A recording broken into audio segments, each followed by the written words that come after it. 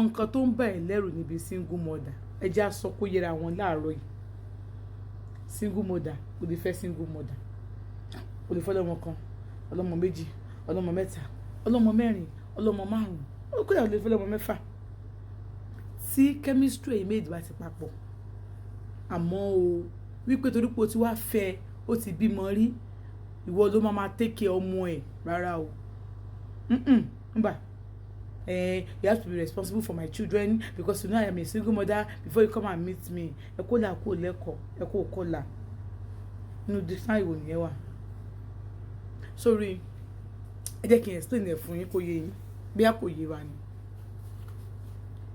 Gbọ́ dáadáa single mother ni ẹ́ ó dẹ̀ rí ẹ ó fẹ́ fẹ́ ẹ ó like ẹ ìwọ ló like ìwọ ló rí ìṣèpá àwọn ọmọ ẹ ló kọ́ rí tó fi fẹ́ fẹ́ ẹ ìwọ ló like tó bá rí àwọn ọmọ ẹ tó bá rí ẹ tí ò bá like ẹ kò ní fẹ́ àwọn ọmọ ẹ kò ní fẹ́ ẹ so àwọn ọmọ ẹ kọ́ ló tó lóhùn like ìwọ gangan lórí tó lóhùn fẹ́ like so ìwọ gangan ni business bọ̀bọ̀ yẹn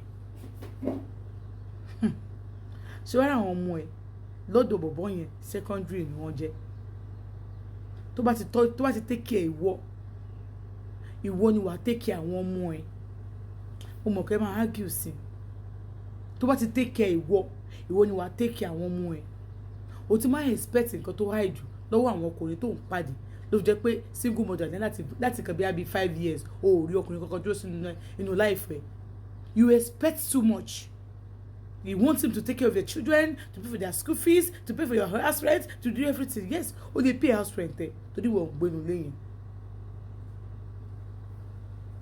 Inú nǹkan tó bá fún ẹ fi take care àwọn ọmọ ẹ ń bẹ̀. Ẹ má gbé bùkátà àwọn ọmọ yẹn sọ́rùn ọkọ tẹ́ bá pàdé. Ó lè ṣe bàbá fún wọn, ṣe bí wọ́n ní bàbá. Ọmọ ẹ ní bàbá náà. Bàbá kan ò lè wà níbì kan kó máa rest kó máa enjoy ara rẹ̀ kó o sọ pé bàbá kan ní kó máa bóun take care ọmọ tó bí. Ó lè support ẹ but kò ṣe responsibility ẹ ní kó take care àwọn ọmọ ẹ. Ó lè support ẹ ní so kó tó kúrò ní ẹkú ẹ kó gbá mi dáadáa. Àwọn ọkùnrin kan wọ́n ń ta tó máa take care ọmọ ológun fún ni ló ṣẹlẹ̀.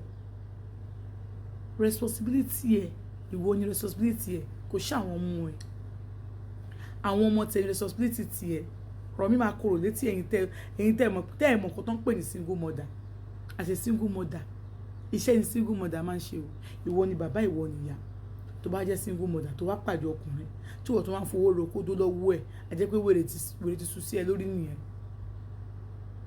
because I'm a single mother àti ṣeun mo pàdé bọ̀bọ̀ yẹn èmi ni mo ń take care ilé tà ń gbé ìwọ ló ń sanwó lówó tó wá kó bá ẹ pẹ̀lú àwọn ọmọ ẹ̀ táwa di double fún ẹ ṣó gbádùn.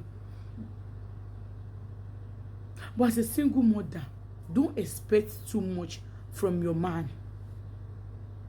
Ìwọ ni responsibility ẹ not your children not your kids.